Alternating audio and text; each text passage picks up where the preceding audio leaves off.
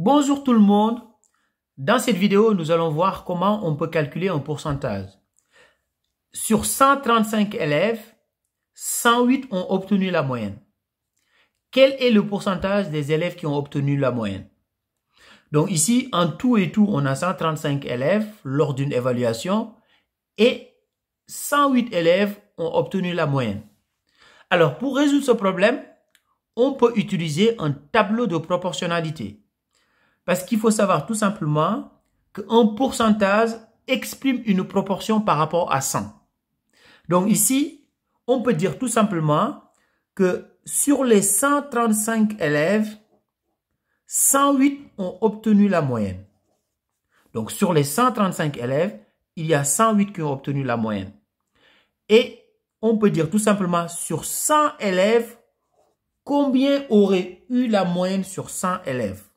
Combien aurait eu la moyenne? Donc, si on avait 100 élèves, combien on aurait eu la moyenne? Donc, si on trouve la valeur de X, on a trouvé tout simplement le pourcentage. Et à partir de là, qu'est-ce qu'on peut faire?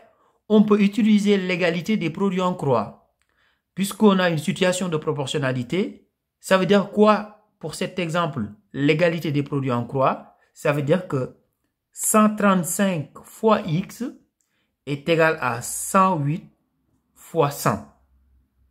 Donc, ça veut dire tout simplement que X est égal à 108 fois 100, le tout divisé par 135.